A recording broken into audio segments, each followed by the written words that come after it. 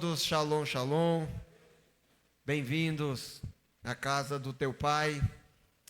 Fique bem à vontade, pois afinal de contas você está num ambiente de família, a família de Jesus.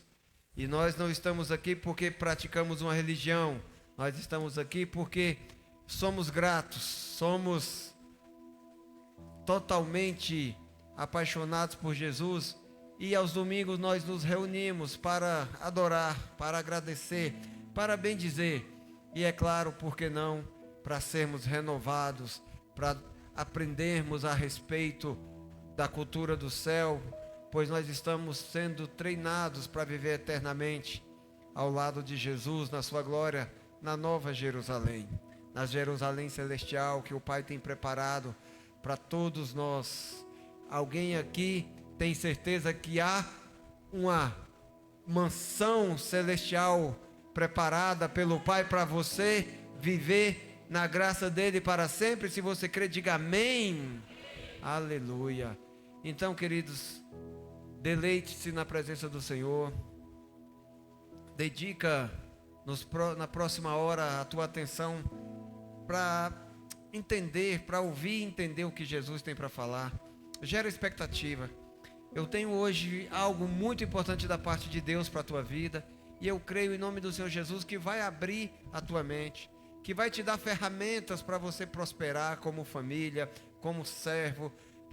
Você vai sair daqui hoje diferente, porque a tua alma vai receber um novo nível de cura, a tua carne vai viver um toque da glória de Deus, e se porventura há alguma enfermidade, vai ser curada. Eu creio nisso em nome do Senhor Jesus. O projeto de Deus chamado igreja é para a cura do seu povo, é para louvor do seu nome. E toda vez que testemunhamos algo que Deus fez no nosso meio, nós estamos vivendo esse projeto.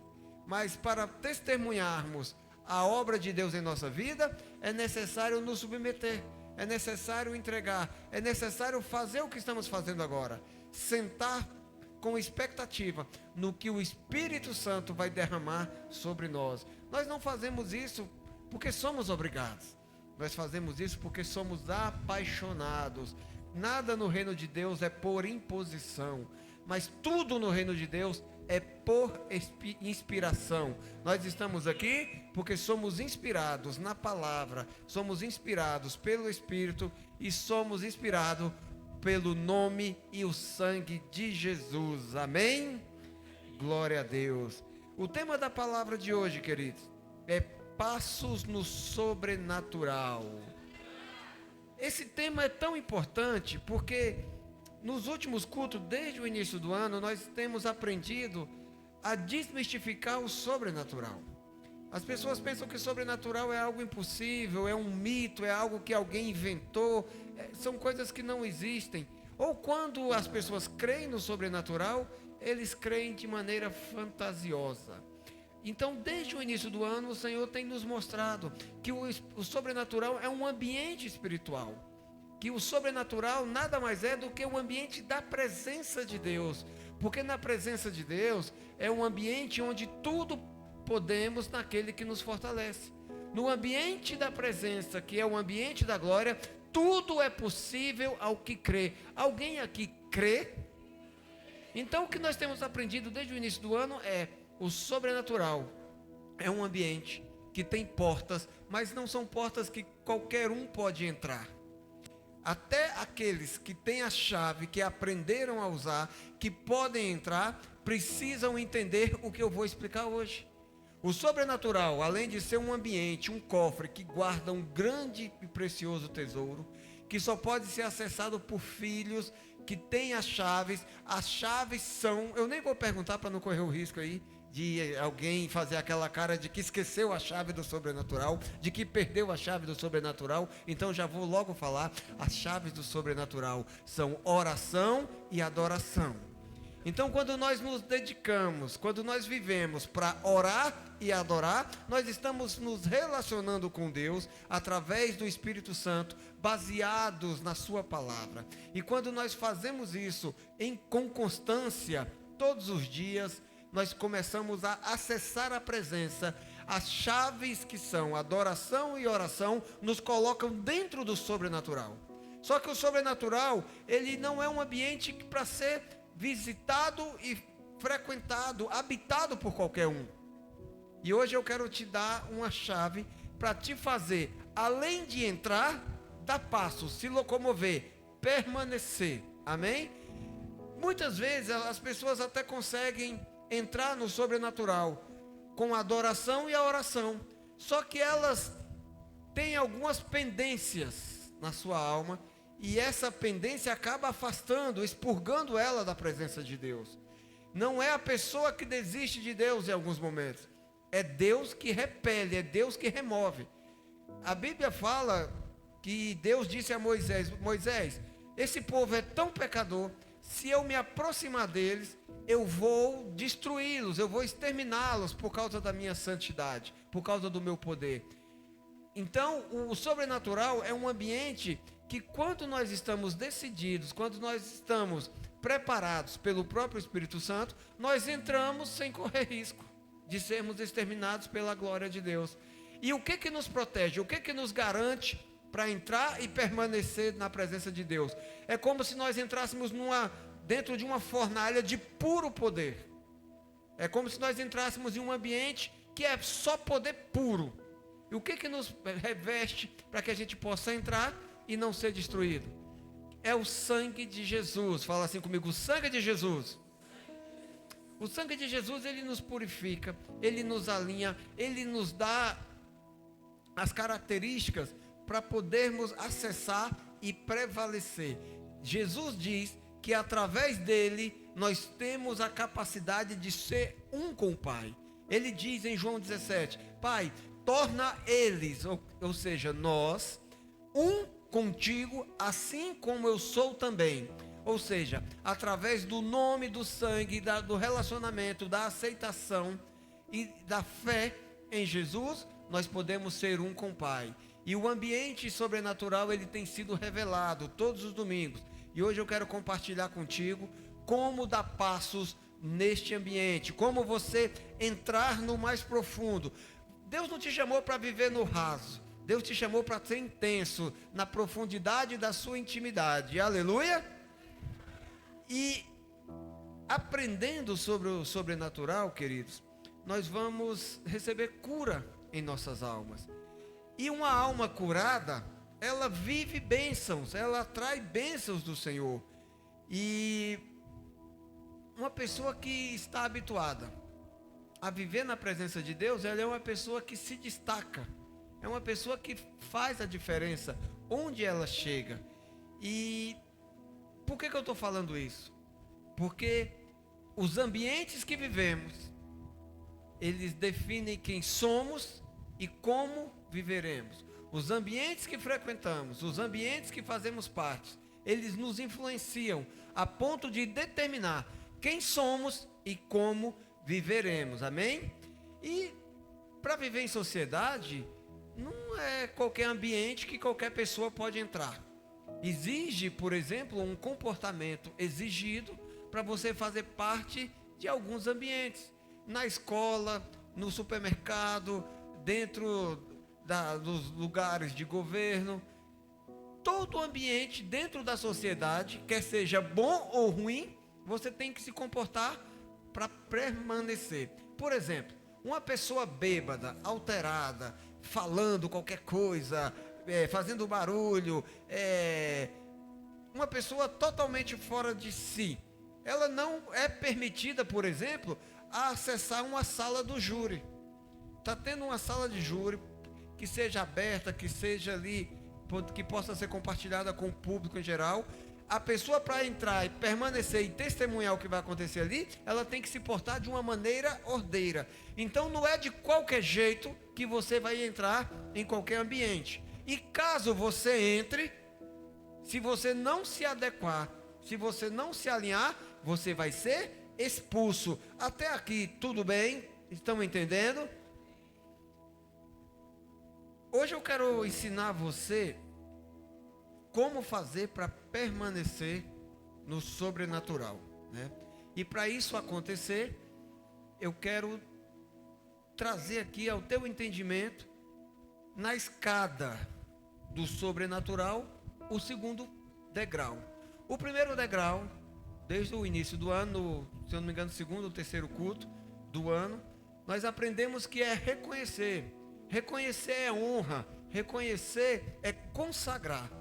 Esse seria o primeiro passo, que tem tudo a ver com gratidão. Uma pessoa grata, ela honra, ela reconhece, ela consagra, ou seja, consagrar é entrega e confia.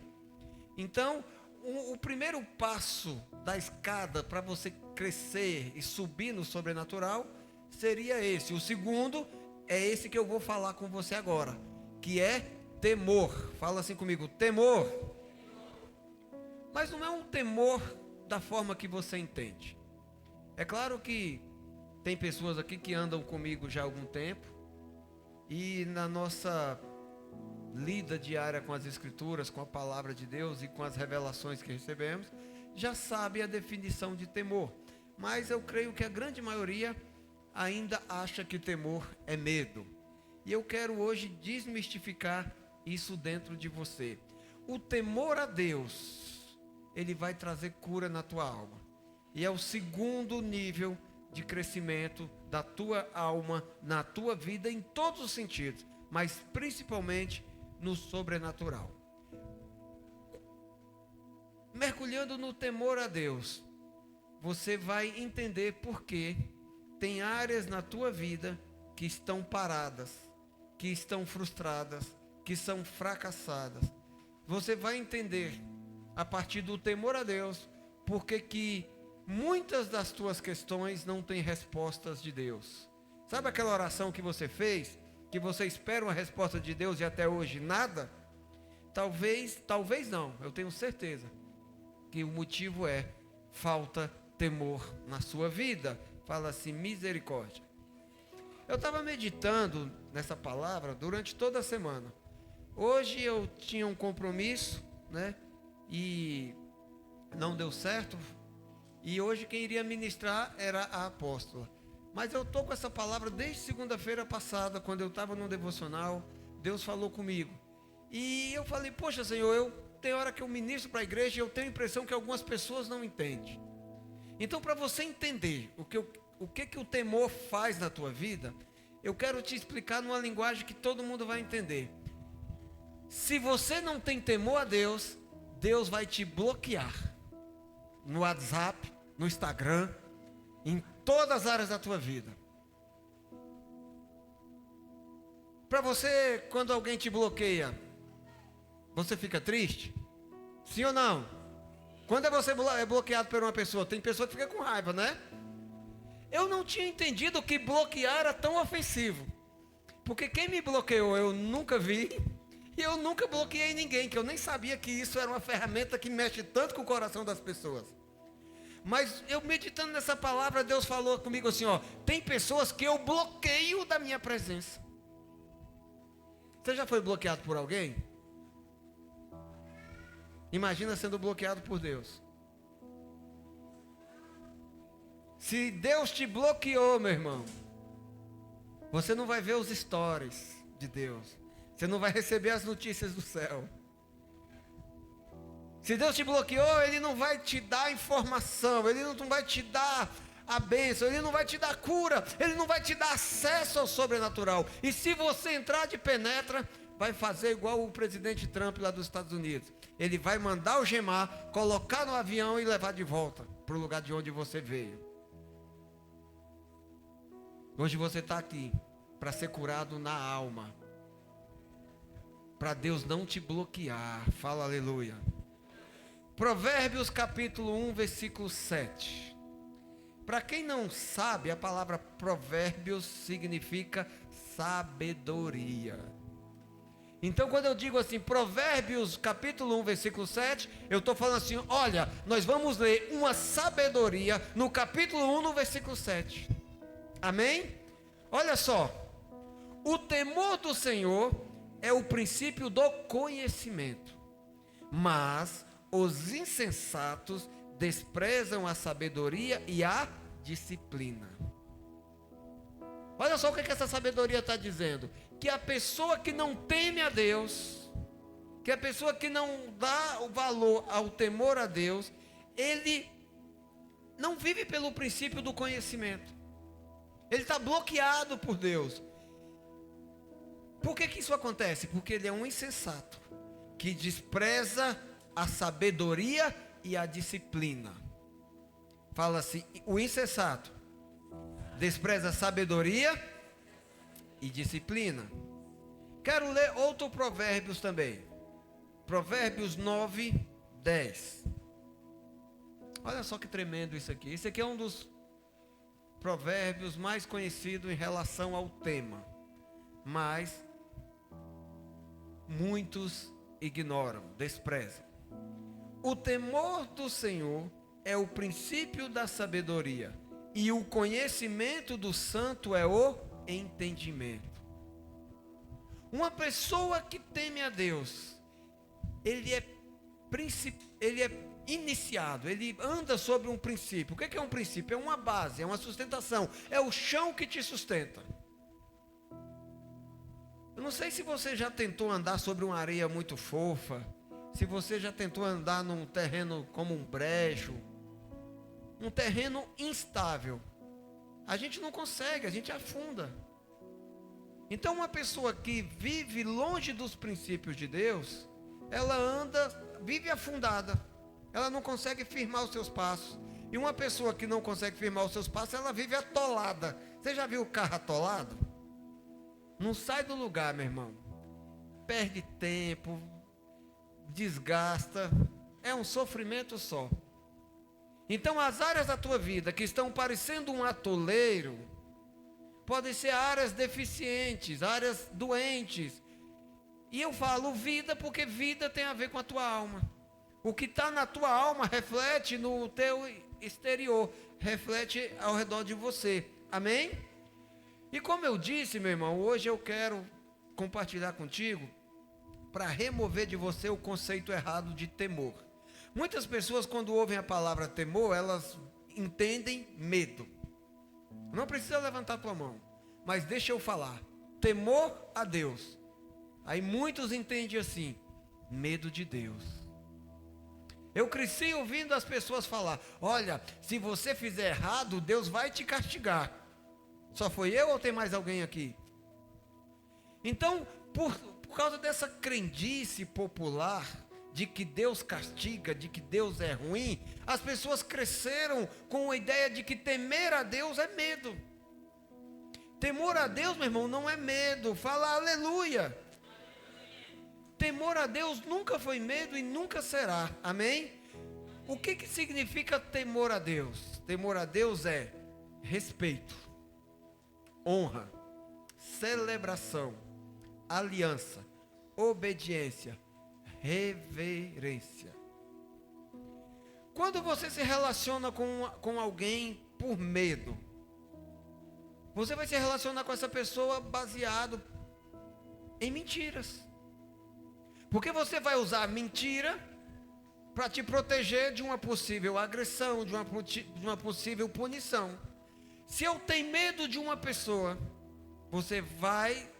se você tem medo de uma pessoa, você sempre que estiver se sentindo oprimido ou se sentir em perigo, você vai mentir. A Bíblia fala que o medo aprisiona, paralisa. Porque o medo, ele é uma coisa que é sustentada por mentira. E nós sabemos, segundo as Escrituras, que mentira é obra do diabo. Quem é o pai da mentira? Agora imagina você se relacionar com uma pessoa baseado em mentira, opressão e medo. E o que é temor? Temor é tudo isso que eu acabei de falar e eu vou repetir. Temor é respeito, é honra, é celebração, é aliança, é obediência, é reverência. O conceito mais antigo que eu tenho em mim a respeito de temor é esse aqui. É um exemplo que eu ouvi nos primeiros meses da minha conversão, que já estão quase fazendo 20 anos. Faltam 3 meses. 2 dias, 4 horas. Eu estou contando, gente, 2 décadas, é tão alegre. Alguém aqui já serve a Deus há mais de 20 anos, tem mais de 20 anos de convertido? Glória a Deus. Tem uns mais velhos do que eu aqui. Uns dinossauros. Glória a Deus. Eu aprendi, querido, e eu vou contar essa história, essa ilustração. Para você entender o que é medo e o que é temor, por exemplo, imagina um filho que tem medo dos pais. Amém? Consegue imaginar? Amém ou não amém? Um filho que tem medo do pai, por exemplo, quando ele faz alguma coisa errada, o que ele vai fazer? Esconder. Samuca, um tempo atrás, tipo, semana passada, não foi semana passada, já tem alguns anos, ele quebrou um vidro lá do quarto dele. E eu cheguei, quem quebrou esse vidro aqui, Samuel? Ele falou, pai, fui eu. Eu estava fazendo aqui alguma coisa e pai, eu não lembro o que ele falou, mas acabou trincando o vidro. Mas só que muitos anos atrás, isso quando ele era criança, ele devia ter uns 7 para 8 anos, não lembro ao certo, era nessa idade aí mais ou menos, aproximado. Eu tinha acabado de construir a casa e tinha colocado um forro. E pensa num forro que deu trabalho para fazer. Eu fiz eu mesmo, né? Não tinha condições de pagar alguém para fazer. E eu sempre fui desses que gosta de pôr a mão na massa. Então fiz, limpei, ficou perfeito. E eu me orgulhava muito daquilo. Mas um dia eu cheguei do trabalho, quando eu entrei, a primeira coisa que eu vi foi um furo no forro, no teto da sala. Aí eu perguntei assim, quem foi que fez isso aqui? Sabe aquele silêncio? Cri, cri, cri, cri. Não apareceu um culpado. Aí eu percebi, eu falei, tem alguma coisa errada. Depois eu descobri, né? Depois de umas torturas, depois de um tempo eu descobri que foi Samuel brincando com o ursinho dele. Esse cara grandão aí, um dia foi um bebezinho. E ele tem até hoje o tintinho, né? Um ursinho laranjado. Um ursinho não, um coelhinho laranjado. Esses dias na mudança a gente pensou em jogar fora e falou, não, deixa meu ursinho. Eu não estou expondo, eu estou falando que Samuel é um menino maravilhoso, que hoje é um grande homem de Deus, que eu aprendi a respeitar e admirar. E eu estou compartilhando dele aqui porque a minha família, ela é um projeto de Deus nessa terra. E não tem nada para mim mais prazeroso do que compartilhar a rotina da minha casa num sermão para curar a tua vida. Muitos anos atrás, o Samuel tinha medo de mim. Então ele não foi capaz de reconhecer. Escondeu. Eu acho que a Sara caguetou ele. Eu me lembro mais ou menos. Mas meses, anos atrás, um ano atrás, aconteceu isso. Eu falei, quem quebrou aqui? Pai, fui eu. Então a definição de medo e temor é essa. De medo e respeito é esse. Por exemplo, se você tem medo, você fez alguma coisa errada, você esconde. Porque se a pessoa que você tem medo não ficar sabendo, está tudo bem. O filho fez uma coisa errada e esconde do pai, porque se o pai ficar sabendo, ele vai ser punido, ele vai pagar o preço. Quem está entendendo? Mas quem tem respeito, quem tem temor, caso aconteceu alguma coisa errada, ele não esconde. Uma pessoa que tem temor, que tem respeito, que tem honra, que tem reverência, ela não faz a coisa errada. Por exemplo, um filho recebe um convite de um amiguinho para usar droga. Vamos fumar um baseado? Não, eu não posso. Se eu fizer isso, vai decepcionar meu pai. Meu pai sempre me ensinou, isso é errado. Isso vai prejudicar minha saúde, isso não é bom. Que nada, pega nada, tem nada a ver, todo mundo faz. Lembra desses 3 demônios? Aí a pessoa fala assim, é só você, o pai, não ficar sabendo que está tudo bem. Só que se o filho tem temor, tem honra, tem obediência, tem submissão, tem reverência, ele vai falar, não adianta eu esconder. Meu pai pode não saber, mas eu estou sabendo. Quem tem temor a Deus, ele não faz errado, porque não é porque que Deus vai ficar sabendo, é porque ele sabe que vai ofender a santidade. O filho que tem reverência aos pais, ele não faz nada errado, mesmo que os pais estejam ausentes. Temor tem a mesma definição de honra, porque honra não é algo que você entrega na frente, quando a pessoa está junto. Honra é algo que você entrega quando ela está longe, quando ela está ausente, quando ela está de costas para você.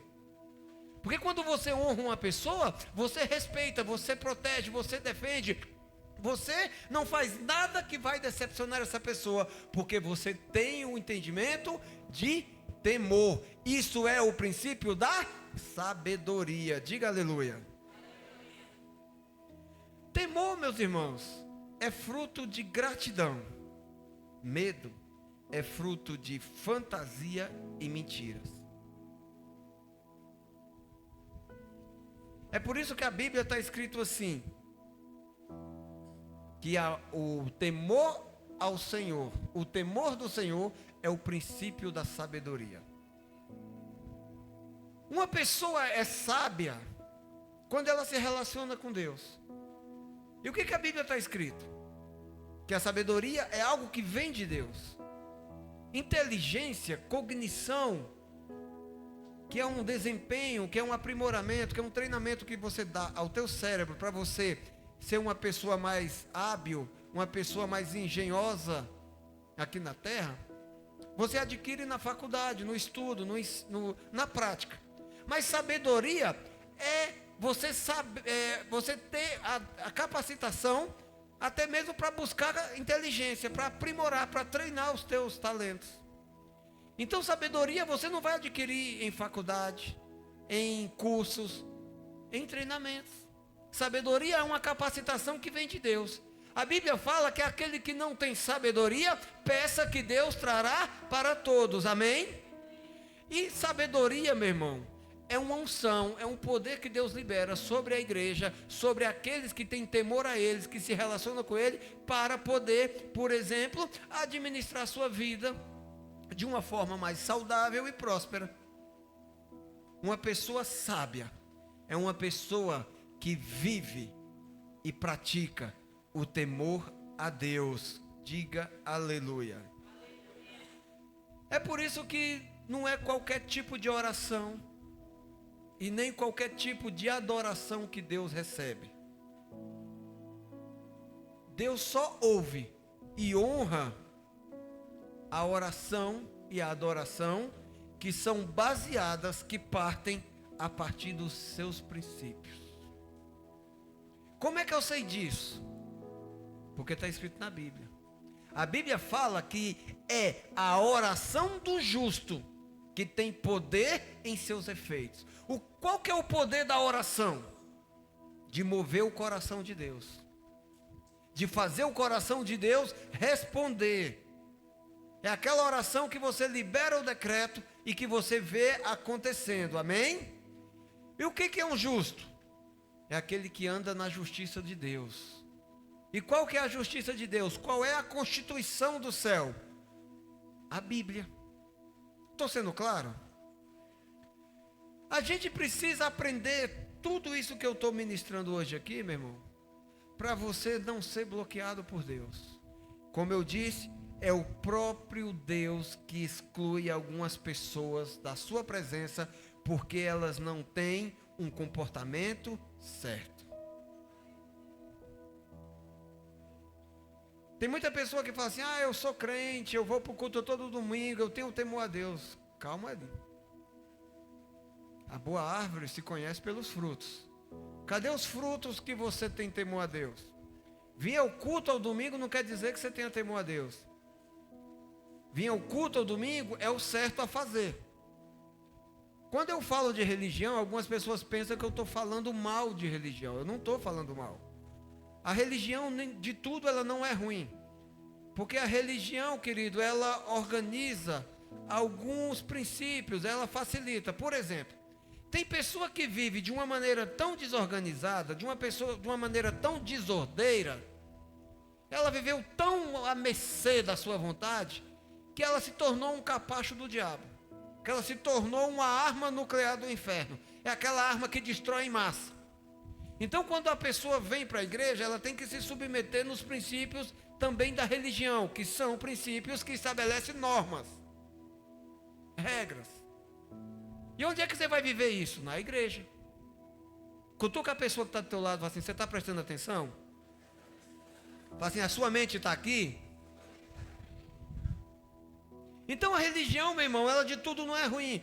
A religião, ela é um conjunto de normas estabelecidas nos homens para tentar organizar o corpo de Cristo. Mas quem governa, quem conduz, quem trabalha, quem opera é o Espírito Santo. Então não dá para esperar que a religião transforme o que só o poder de Deus pode transformar. Amém? Por que eu disse que Deus exclui algumas pessoas do seu comportamento? Porque tem gente se vestindo de religião, aqui dentro é um cordeirinho e lá fora é um lobo mau. Não olhe para os lados, porque senão a pessoa que está do teu lado, ou teu cônjuge, ou teu amigo, ou a pessoa que te convidou, pode estar falando assim: ó, ele contou minha vida para o pastor. E vou logo falando, essa semana eu não estou sabendo da vida de ninguém. Amém? Vou mostrar para você o que o temor exige de seu comportamento. Alguém aqui quer se relacionar com Deus com temor? Vou perguntar novamente: quem quer temor a Deus aqui? Então prepara que você vai ter que ter um comportamento certo a partir de agora. No culto, na religião, não. Por resto da vida, onde você estiver. Amém? Provérbios 8:12. Essa é só uma primeira parte de muitos sermões que traremos a respeito do tema temor. Eu estou preparando isso já há alguns meses, mais de ano. E só agora o Espírito Santo falou para me derramar na igreja, amém? Provérbios 8:12, olha só. O que está escrito ali? Antes da vírgula, depois do reticências? Quem? Mas só que esse eu aqui não sou eu, não é você. Esse eu aqui é a sabedoria. E quem é a sabedoria? É Espírito Santo. Olha só o que está escrito aqui. Eu, a sabedoria, moro com a prudência e tenho o conhecimento que vem do bom senso. O temor ao Senhor é o princípio da sabedoria. E quem vive pelo temor ao Senhor, ele é prudente, ele é sensato, ele é disciplinado, ele adquire entendimento da palavra de Deus, ele se submete para ser ministrado pela verdade, para ser liberto, amém? Então a sabedoria, a própria voz de Deus, a essência, o Espírito Santo está falando conosco. Versículo 13, temer ao Senhor, olha a definição de temor, olha só o comportamento que você precisa ter para dizer e afirmar categoricamente que tem temor a Deus. Temer ao Senhor é odiar o mal. Alguém aqui odeia o mal? O que é a sabedoria, o que a voz de Deus está falando? Odeia o orgulho e a arrogância, o mau comportamento e o falar perverso. Olha aqui para mim. Sabedoria e disciplina, ou seja, disciplina em uma vida de santidade é primordial para você receber a resposta de Deus. Se tem área da tua vida que não tem resposta, se tem área da tua vida que está parada, que é um fracasso, que quanto mais você mexe, mais pior fica, é porque você está fazendo da forma errada. No livro de Tiago está escrito: você pede e não recebe porque pede errado. O que é uma pessoa que pede errado? Uma pessoa que entra diante de Deus e pede errado. É uma pessoa que não tem sabedoria. É uma pessoa que não sabe como fazer o que é correto. Amém? Então, queridos, disciplina e prudência são primordiais para você ter uma vida de santidade e receber resposta. Agora, para você temer a Deus, você tem que odiar o mal. O que é mal? Tudo aquilo que é contrário à palavra de Deus. Tudo aquilo que é reprovado nas Escrituras. Quem está entendendo? Temer a Deus é odiar o mal, o orgulho, a soberba e a língua perversa. Temer a Deus é não fazer o que Deus abomina. Temer a Deus não é ter medo, amém? Temer a Deus é respeito, aleluia. Então quando você teme a Deus, você está no caminho da cura, porque você não vai fazer nada que ofende a santidade de Deus. E se você não pratica aquilo que Deus odeia, você está bem, meu irmão. Se você estiver bem com Deus, o que mais você precisa? Ah, porque o inferno não gosta de mim. Fiquei sabendo que Satanás me odeia. Aleluia! Já pensou se Satanás gostasse de você? Ó, miguinho. Farinha do mesmo saco? Então nós temos que odiar o que Deus odeia. E Deus odeia a mentira, Deus odeia a injustiça, Deus odeia tudo o que o mundo pratica. Amém? Provérbios 6,16. O que é temor a Deus? É não fazer aquilo que Deus odeia, que Deus abomina, que Deus detesta. E aqui a Bíblia dá uma lista de 6 coisas que o Senhor odeia e que 7 que Ele abomina, que Ele detesta. Vamos cá? Você não vai ser mais o mesmo depois que eu ler isso aqui. Até aqui tudo bem. Mas depois que eu ler isso aqui, se você continuar, meu irmão, o problema é teu. Há 6 coisas que o Senhor odeia, 7 coisas que Ele detesta. Amém? Posso partir para o próximo? 17. Olhos altivos, orgulho, soberba, língua mentirosa. Você está em silêncio por quê? Tem uns que estão tremendo. Eu estou com medo. Não, você tá aprendendo a respeito de temor. Você vai perder o medo para viver no temor, aleluia.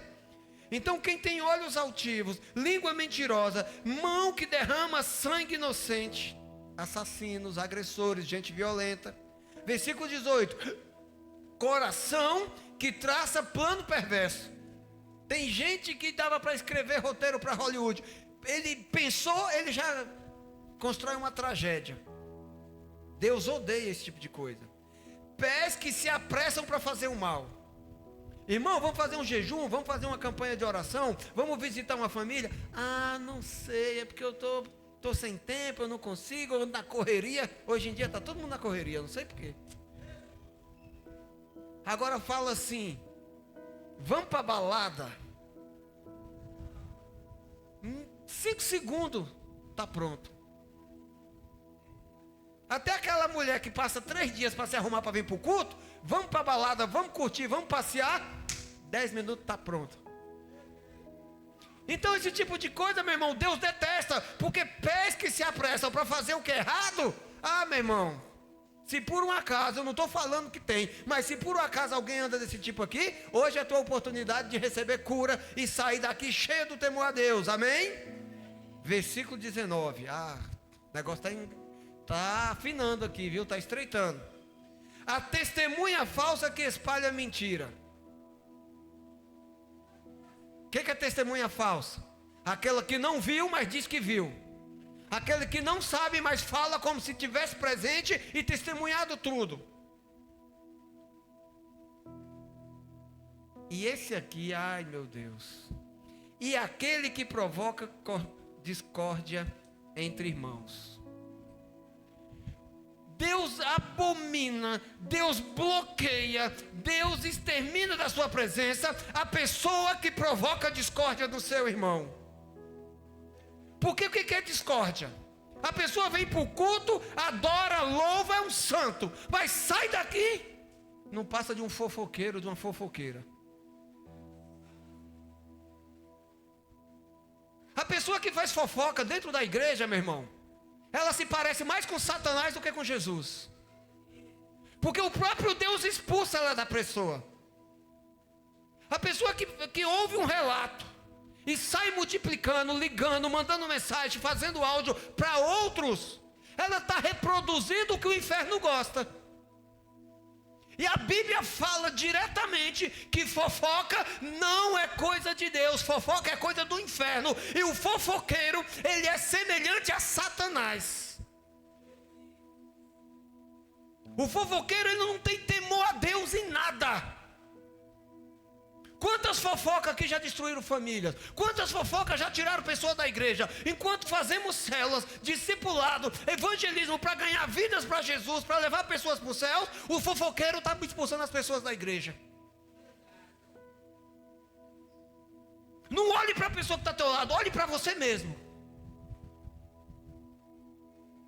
A pessoa que vive num ambiente de fofoca, ela empresta a alma dela para provocar a ira de Deus. E esse tipo de pessoa, meu irmão, o próprio Deus expulsa de si. Ele remove, ele fala: olha, eu não quero papo com fofoqueiro.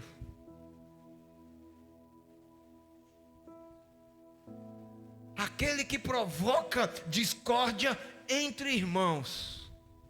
Você conhece alguma coisa que provoca discórdia dentro da igreja mais do que fofoca? Se alguém souber, pode vir. Eu entrego o microfone, eu rasgo minha Bíblia, eu vou embora e você assume meu lugar aqui agora. Posso te dar um conselho? Sim ou não? Vocês parecem que estão com raiva de mim. Eu também não queria falar isso para você, meu irmão. Eu não queria estar aqui pregando hoje sobre isso.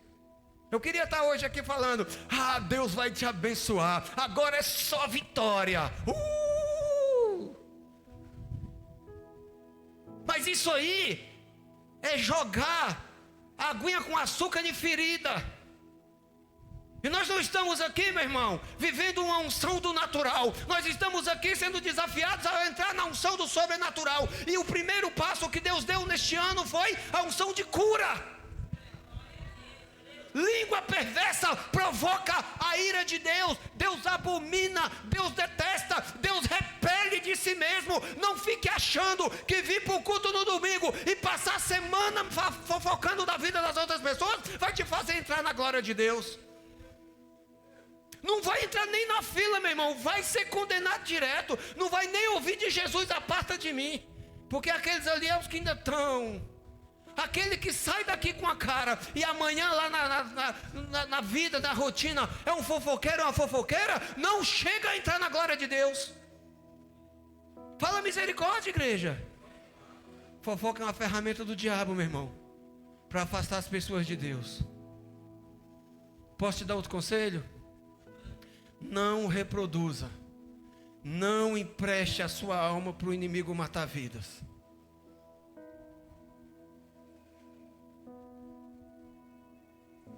Quem tem temor a Deus, quando vem com o assunto de outro: opa, obrigado, desculpa aí, mas estou ocupado, estou na correria.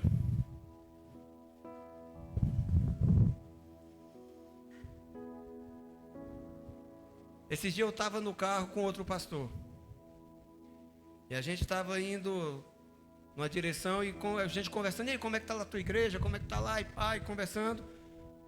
Aí de repente entrou um assunto de um outro pastor. Ah, você ficou sabendo de fulano? Eu tirei do bolso o fone de ouvido e comecei, ó. E aí, mas é costume lá de Itaquera e ficar ignorando os irmãos? Eu falei: é que eu não quero saber da vida do meu irmão lá, eu já tenho muito problema aqui. Eu não sou o pastor dele. Ele não me procurou para confessar o pecado. Então, se ele está pecando, ele deve ter um pastor, ele deve ter alguém para ouvir. Eu não quero participar. Fui mal educado? Fui. Mas eu prefiro ser mal educado com um fofoqueiro do que ser um hipócrita diante de Jesus. Se vier te falar alguma coisa, irmão, da vida de outro, da vida de alguém, fala assim: ó, querido, desculpa, mas eu tenho tanta coisa para resolver aqui dentro, eu tenho tanta coisa para resolver em família, eu tenho tanta coisa para resolver da minha vida, que eu não posso desperdiçar esse tempo precioso com a vida dos outros. Me diz uma coisa: o que você ganhou falando da vida dos outros por aí? Ah, eu fui promovido lá no emprego porque eu fui fofoqueiro. Tem testemunho desse aí? Porque se tiver, está liberado, continua fofocando lá. Você deve trabalhar numa empresa muito top. Ah, não, é porque eu juntei duas pessoas que estavam separadas, eu comecei a fazer fofoca da vida de todo mundo e hoje eles estão se apaixonando. Você juntou a pólvora e o fogo, meu irmão. Fofoca destrói. Quem entende? Vamos mudar de assunto? É que eu não quero que você saia daqui hoje com raiva de mim. Mas eu preciso que você saia daqui curado. Porque eu não digo nem amanhã. Talvez quando acabar o culto, na comunhão que você vai ter com teu irmão aqui, pode vir uma fofoca. Ah, meu irmão, se esse irmão vier com fofoca, já mete o dedão na cara dele e fala: ô Satanás. Estou exagerando não, gente. Porque Deus falou assim: ó, vamos fazer o homem à minha imagem, nossa imagem e semelhança. E o fofoqueiro ele expulsa. E tudo que é expulso do céu se parece com Satanás. Porque foi Satanás que foi expulso do céu. E para mim, segundo as escrituras, o fofoqueiro tem a imagem de Satanás. Eu não estou sendo radical. Eu estou sendo bereano. Está escrito na Bíblia. Porque tudo aquilo que é expulso da presença de Deus, tudo aquilo que Deus abomina, tudo aquilo que Deus repele, se parece com o inimigo. Vamos mudar de assunto. Mas não esqueça, fofoca não é de Deus. O temor a Deus te protege do mal. Alguém aqui ainda quer temor? Ué, diminuiu amém? Um aqui, meia boca ainda. Desse lado aqui não rolou nenhum. Vou perguntar de novo. Acho que você estava distraído. Você estava ficando com temor a Deus, recebendo o batismo aí. Alguém aqui ainda quer temor a Deus? Alguém aqui ainda quer viver do princípio da sabedoria, que é temer a Deus? Então recebe na tua alma. O temor a Deus te protege do mal. Provérbios 19, 23. O temor do Senhor conduz à vida. Quem o teme pode descansar em paz, livre de problemas. Quem teme a Deus, meu irmão, não está isento de passar por problemas. O que a sabedoria está nos dizendo aqui é que a pessoa que anda com temor a Deus, ele vai ficar livre de todos aqueles problemas que são causados pela falta de temor. Uma pessoa que não tem temor a Deus, ela é campo fértil de obra do Satanás, dos seus demônios. Então, se você tem temor a Deus, 90% dos teus problemas vão desaparecer. Você já ouviu falar que um abismo chama outro? E que maldição não prevalece se ela não tiver raiz? Receba temor a Deus, prefira viver em temor.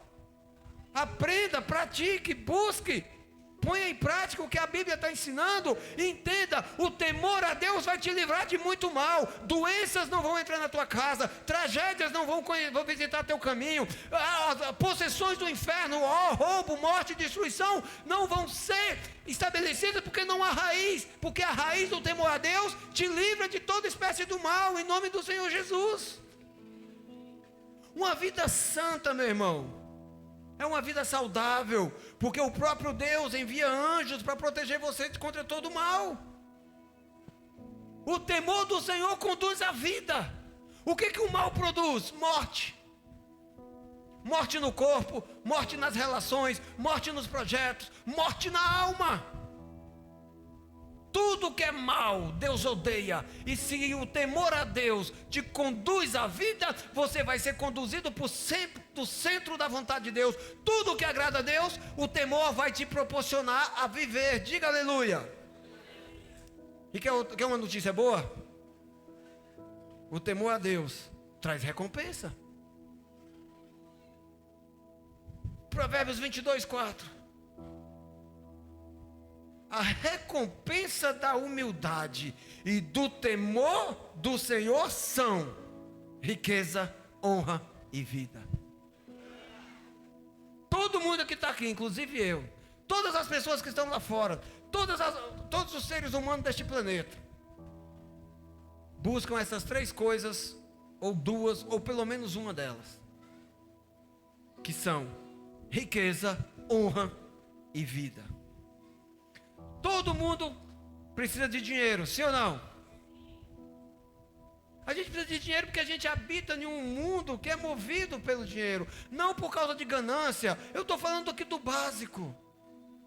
Se você não tiver dinheiro, você não compra combustível, você não compra um alimento, você não compra um remédio. Você precisa de dinheiro. Então, quando você teme a Deus, Deus te abre portas para você viver e nunca te faltar o básico. Mas a Bíblia fala que se você tem humildade e temor a Deus, você vai receber riqueza. O que é isso? Humildade e temor a Deus. É aquele que não rouba a Deus.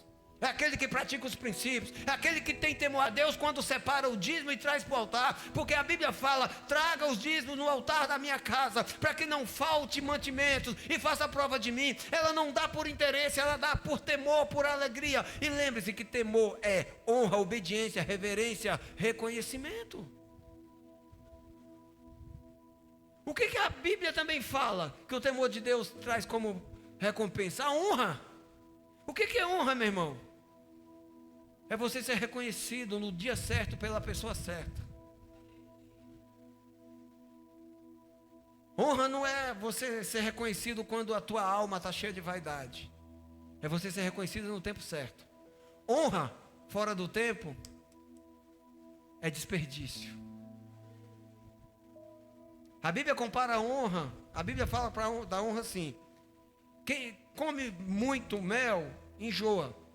Você tomar uma colherzinha de mel é deliciosa, sim? Agora se você comer 1 litro de mel, se tentar dar mais uma colherzinha depois de 1 litro, você vai falar, não aguento mais. A honra é a mesma coisa. Tem pessoas que querem honra própria. Você tem que me honrar, você precisa me honrar. Quem busca a honra própria, meu irmão, ela é uma pessoa tóxica, é uma pessoa que faz mal, é uma pessoa que ninguém quer compartilhar, é uma pessoa rejeitada. Mas quem tem temor a Deus, no tempo certo, o Senhor faz a justiça do céu prevalecer sobre a sua vida. Deus tira lá de trás da malhada, como fez com Davi, lá do meio do deserto, e coloca no trono, para governar uma nação inteira. Deus te reconhece no tempo certo. Foi assim com José, que estava no presídio, na cadeia, e Deus tirou, num dia foi dormir prisioneiro, no outro acordou e se tornou governador da nação mais poderosa da terra. A honra, que é fruto do temor a Deus, ela vem na tua vida no tempo certo de Deus. Diga aleluia. José precisou passar por um processo, porque aos 17 anos ele entendeu o que Deus faria, mas só depois de muitos anos ele recebeu a honra. Quem entende? E o temor a Deus traz vida. O que é vida? Salvação, eternidade com Cristo, vida abundante, vida com vida. Diga aleluia.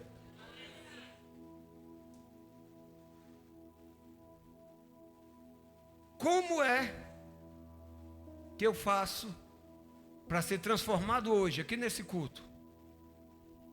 Para sair de uma pessoa insensata, que despreza a correção, despreza o temor a Deus, para sair daqui uma pessoa sábia, cheia de temor a Deus, e que vai começar a praticar os princípios da palavra. Está aqui, ó, Provérbios 16:6. Com amor e fidelidade se faz expiação pelo pecado. O que é expiação? É remoção, apagar a marca, a consequência. Com o temor do Senhor, o homem evita o mal. A Bíblia fala para você fugir de toda aparência do mal. Como é que você foge de toda tentação, de toda aparência do mal, de toda manipulação do inferno, de toda fofoca? Com o temor a Deus.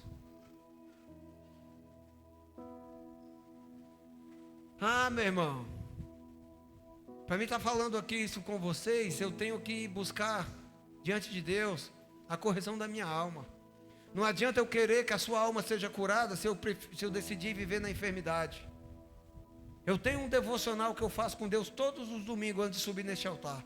Quando eu me tranco no meu quarto e começo a meditar, a digitar essa palavra para vir compartilhar com você, eu peço ao Senhor: Senhor, não me deixa subir naquele altar só. Não deixa eu ser uma boca que vai ferir as tuas ovelhas. Não deixa eu ser um hipócrita que vai acusar as pessoas, mas opera primeiro a tua palavra em mim e cura, meu irmão. É uma coisa que eu busco para minha alma todos os dias. Tem hora que Deus tem que me dar cada injeção. Sabe aquelas desse tamanho? Só agulha. E a seringa fica assim. É assim que nós somos, queridos. Com temor ao Senhor a gente evita o mal. Com temor ao Senhor você vai deixar de tomar decisões que vão destruir a tua história. Com temor a Deus você vai deixar de tomar decisões que vai acabar com o futuro de muitas pessoas. O rei Davi, eu disse quem? O rei Davi, a Bíblia diz que era um homem com o coração segundo a vontade de Deus. Eu já vi gente falando, e já que estamos num culto de ensinamento, eu vou te ensinar. Não é o segundo, porque tinha o primeiro, Davi foi o segundo. O coração de Davi, ele era segundo, era semelhante ao coração de Deus. Deus olhou para Davi e falou: esse cara aqui, ó, o coração dele é igual ao meu. Pensa conforme eu penso. Ou seja, tem temor. A Bíblia fala que o rei Davi pecou. O rei Davi fez o quê? O rei Davi fez o quê? Não é fofoca não, gente, pode falar. O rei Davi fez o quê? Você acredita? Que babado, hein? Menino, você viu o que Davi fez? Davi, ele se colocou num ambiente, meu irmão, que ele era construído. Davi, no tempo em que os reis saíam para a guerra, ele decidiu descansar. Davi era um homem de muitas guerras, de muitas batalhas, um governante. Ele sacava a espada e cortava a cabeça do inimigo, não pensava duas vezes. Era um homem sanguinário. Mas tinha um coração que agradava a Deus. Ele estava cansado da guerra e decidiu. Ele enviou o exército para a guerra e ficou descansando. E o que ele fez? Pecou. Seria fofoca se não tivesse escrito na Bíblia. Mas o segredo da cura das nossas almas e o temor a Deus está aqui na vida de um pecador. O rei Davi. Quase 3.000 anos depois, nós estamos falando da vida de um pecador para sarar nossas vidas. Sabe o que é isso? Poder de Deus através da sua palavra.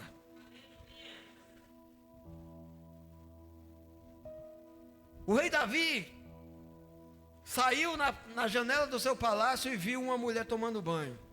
Ó, pecou. Como o rei mandou trazer a mulher, se deitou com ela, adulterou. E depois que ele descobriu que ela era casada com um fiel soldado do seu exército, Davi decidiu matar o marido dela.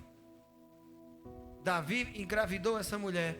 O primeiro filho morreu por causa da consequência do pecado. Davi jejuou e se arrependeu durante 7 dias. A criança morreu, ele lavou o rosto e vida que segue. Olha só o pecado de Davi. Depois que a criança morreu, ele falou: Deus já me puniu. Só que a alma dele ficou com uma ferida oculta. Só que Davi, ele decidiu andar com as pessoas certas. Davi decidiu colocar uma trava no gatilho que desperta o pecado. O que é uma trava que impede o gatilho de ser disparado? E todo pecado existe um gatilho.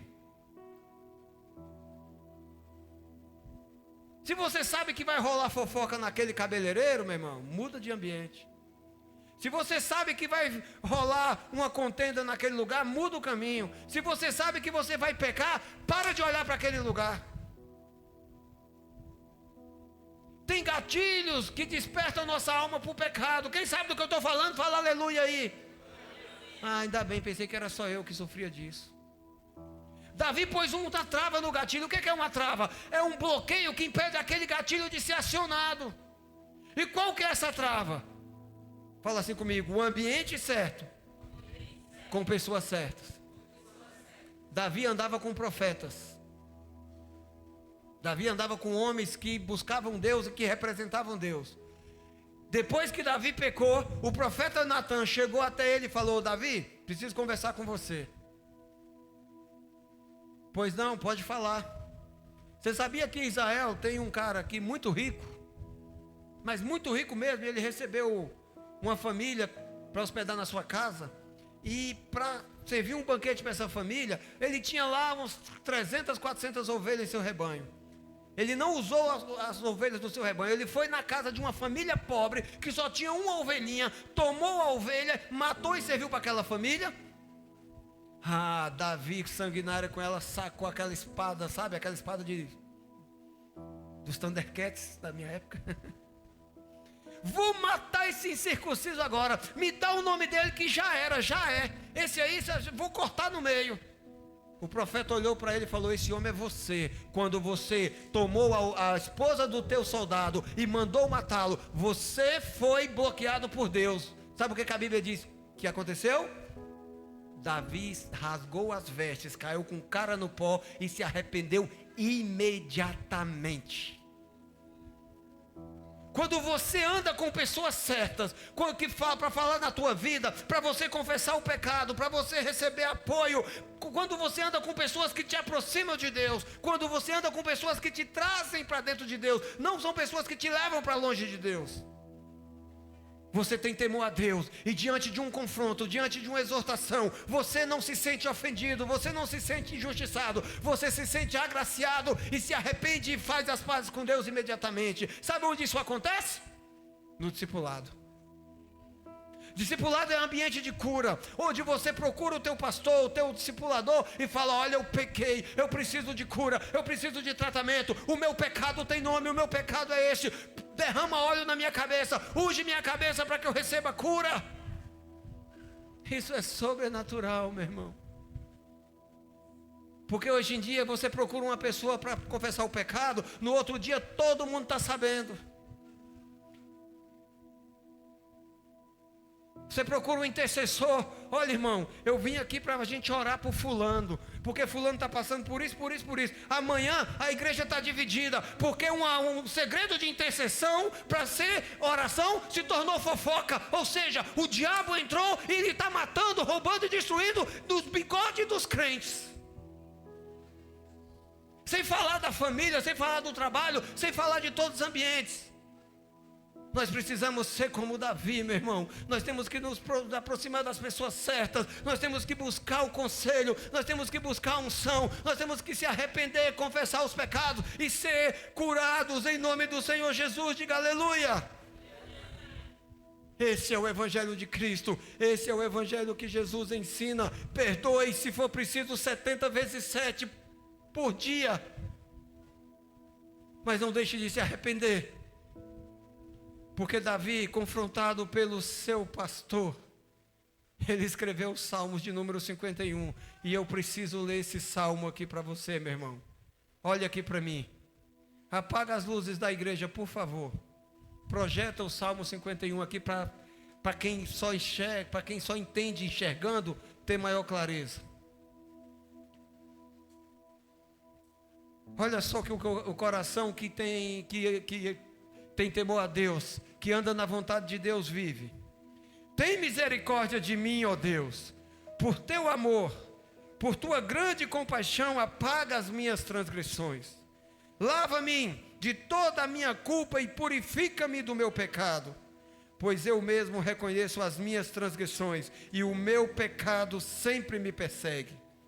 Contra ti, só contra ti pequei e fiz o que tu reprovas, de modo que é justa a tua sentença e tens razão em condenar-me.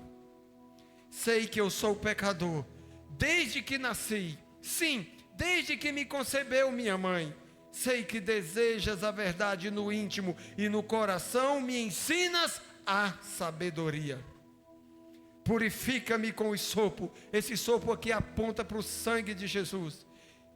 E ficarei puro, lava-me e mais branco do que a neve serei. Faze-me ouvir de novo júbilo e alegria, e os ossos que esmagastes exultarão. Esconde o rosto dos meus pecados e apaga todas as minhas iniquidades.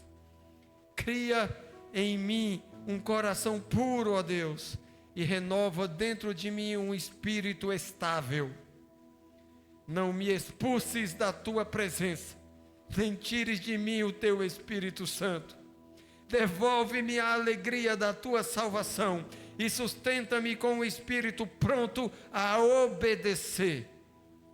Então ensinarei os caminhos aos transgressores, para que os pecadores se voltem para ti.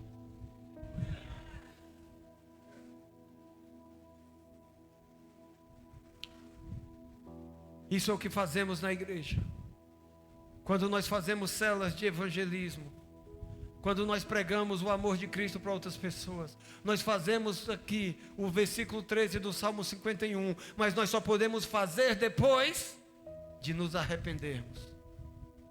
para darmos passos na presença, no sobrenatural de Deus, para crescermos em intimidade, para conquistarmos bênçãos, nós temos que ter sabedoria.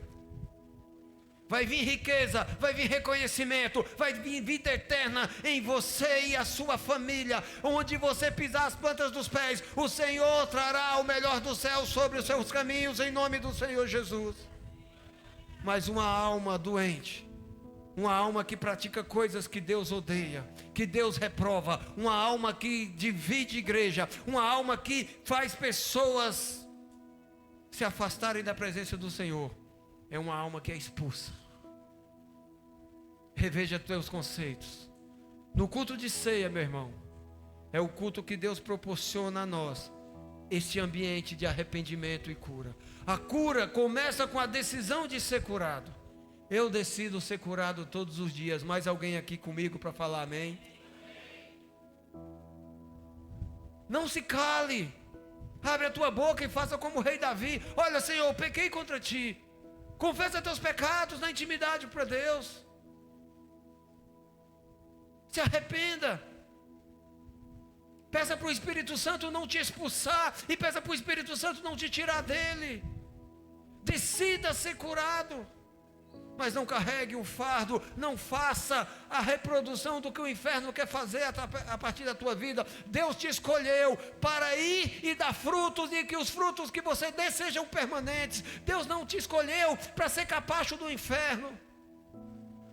Isso é tão importante, meu irmão, que Deus fez você exatamente a imagem e semelhança, porque aquele que é filho, aquele que é santo, aquele que tem temor a Deus, representa Jesus até na aparência.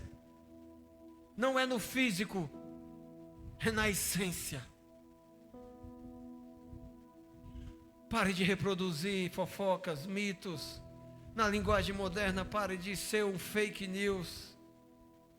Não permita que as tuas ações façam Deus te bloquear. Seja íntimo do Espírito Santo. Temos pecados para confessar. Temos pecados para ser perdoados. Escuta uma coisa. O pecado me persegue, como disse Davi. Os meus pecados. Qual é o pecado que te persegue? Aquele que não foi confessado. Ou se foi confessado, não teve arrependimento. Confessar sem se arrepender é só remorso. Aquele que confessa e se arrepende é o que deixa, é o que receberá prosperidade. Meu irmão, sabe o que eu estou falando para você? Tem muita riqueza que você ainda não está vivendo, porque você vive uma vida sem temor a Deus. Sem muito reconhecimento na tua família, no teu casamento, na tua história, que não veio ainda, porque você não tem temor a Deus. Tem muita área da tua vida, tem muitas obras das tuas mãos que provocam mais morte e destruição, porque você ainda não tem temor a Deus. O que é temor a Deus? É se afastar dos caminhos maus. É nas mínimas coisas. Eu vou ser agora um ser isolado, que não vou me relacionar com ninguém, porque o pecado está em todo lugar. Não, meu irmão, você vai ser um ser separado. O profeta Isaías, no capítulo 6 do seu livro, diz: eu sou um homem impuro e habito no meio de um povo de lábios impuros, mas Senhor, tenha piedade de mim, eis-me aqui, envia a mim. Se você reconhecer, meu irmão, Deus envia o anjo com uma brasa na tenaz para curar os teus lábios, para purificar a tua alma, para santificar tuas palavras. Analise tua vida. Nós precisamos tomar a ceia. E a ceia é um ato profético estabelecido por Jesus em memória dele, por estatuto perpétuo, ou seja, eternamente. Eu acredito que lá no céu, na Jerusalém celestial, todos nós vamos tomar a ceia na mesa com Jesus. Diga amém. Porque na Bíblia está escrito assim: existe um cálice que eu só vou tomar quando eles chegarem aqui. Jesus está nos esperando na sua glória, com uma mesa posta, com um banquete para que a gente possa celebrar com Ele a vida eterna. Você quer riqueza, você quer honra, você quer vida nessa terra, você vai receber, mas o que mais te importa é o teu alvo em Cristo na eternidade. Anseie, meu irmão, tomamos a ceia aqui na terra, apontando para a ceia do céu. E o que devemos fazer quando tomamos a ceia da terra? Arrependimento e confissão. Eu gostaria que um irmão, né? Só tem uma bandeja hoje, ou duas? Só tem uma? Se posicione aqui. Tem mais bandeja, amor? Tem mais uma lá? Alguém pega lá, vamos fazer aqui. Para você vir até aqui pegar a ceia. É muito cômodo o irmão levar aí. Mas você precisa sair do teu lugar. Porque quando você sai do teu lugar, você já toma a decisão de reconhecer os teus passos. Enquanto preparam a ceia, curve a tua cabeça, feche os teus olhos.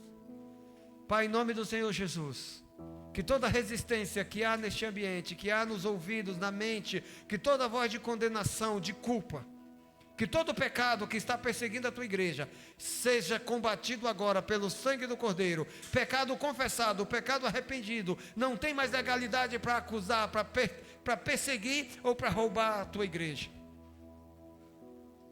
Que os teus filhos recebam cura. Que esta ceia seja para a glória do teu santo nome. Que este tempo seja um tempo de darmos passos no teu sobrenatural. Em nome do Senhor Jesus. Olha aqui para mim. A ceia é um tempo para a gente olhar para nós mesmos e refletir, para nos arrependermos. Não é um ritual religioso. É cura na alma. É temor a Deus. O Espírito Santo vai derramar hoje uma unção de cura e vai trazer no teu interior temor. Você tem pecado, irmão? Eu estou cheio deles, que eu quero me arrepender e confessá-los para o meu Deus aqui neste altar. Se você também é um, sai do teu lugar, vem pegar a ceia, mas não venha porque você precisa beber, comer do pão por um ritual religioso. Mas você quer fazer isso para a glória do nome do Senhor Jesus. Você quer fazer isso para receber cura, para dar passos no sobrenatural. Pai, em nome do Senhor Jesus, consagramos este ambiente de cura, esse ambiente de despertar do temor na tua igreja. Que possamos andar, Senhor, em ambiente de santidade, ambiente de almas saudáveis. Cura nossas almas, Senhor. A tua noiva não é uma igreja doente, representa um hospital onde os doentes vêm em busca de cura. Mas nós chegamos doentes e recebemos cura. Nós não iremos permanecer na doença. Nós seremos curados a todos os domingos, todos os momentos em que buscamos a tua presença. Queremos de antemão, Senhor, começar a nos arrepender. Queremos começar a nos arrepender de nossos pecados. Perdoa, Senhor, em nome de Jesus, o pecado da tua igreja. Perdoa os pecados das nossas famílias representadas aqui no púlpito por fotos. Nós aplicamos o sangue de Jesus sobre cada vida, sobre cada pessoa, sobre cada discípulo. Nós aplicamos o sangue do Cordeiro Jesus Cristo sobre o altar da família Betel, sobre cada discípulo, sobre cada levita, sobre cada ministério. Fica de pé comigo, igreja. Abre a tua ceia. Deixa preparado para que nós possamos consagrar. Consagrar é entregar e confiar. É reconhecer, é honrar. Façam isso em memória de mim, ou seja, reconheçam-me como Senhor, como suficiente Salvador e intercessor na sua vida, todos os meses. Nós fazemos isso no período de 30 dias, porque nós não estamos dando uma oportunidade para Deus. É Deus que está nos dando uma oportunidade de lavar as nossas vestes e entrar na sua presença, mas não para uma visitação, mas para uma vida eterna, uma vida permanente. Levanta os elementos de ceia. Pai, em nome do Senhor Jesus, consagramos a Ti os elementos de ceia. Este pão sem fermento, esse cálice de suco de uva, como os elementos físicos naturais, que representam a nossa natureza pecaminosa, suja, perecível, a natureza da nossa carne que se torna pó, sabendo que o pó é o que tornou a serpente do Apocalipse no dragão de 7 cabeças, a serpente do Gênesis, do Éden, que se alimentou do pó, do homem caído, se tornou o dragão de 7 cabeças do Apocalipse. Mas não importa o tamanho, foi destruída, foi pisada, foi vencida por Jesus e pelo seu exército angelical. A natureza humana, o pó que representamos, o pó que é a nossa alma natural, nós queremos consagrar a Ti, assim como consagramos esses elementos naturais, para que se tornem sobrenaturais, para que nossas almas se conectem a Ti, através do nome e do sangue de Jesus, para que nossos corpos naturais, nossas almas, através do Teu Espírito, possam se tornar almas eternas. Une-nos a Ti, Senhor, pelo nome do sangue de Jesus, e que sejamos um contigo. Queremos nos arrepender, confessando nossos pecados a Ti. Eu reconheço os meus pecados. É por isso que nós queremos comer e beber deste cálice. Queremos comer e beber desse pão que representam o corpo de Cristo, que é a igreja, e o sangue de Jesus, que é o poder que nos mantém diante da Tua presença, por meio do nosso arrependimento. Antes de comer, eu vou te dar um tempo para você se arrepender. Você não precisa falar alto se não quiser. Se ajoelhe, se prostre. Mas antes de comer, porque a Bíblia fala que cada homem deve analisar-se a si mesmo.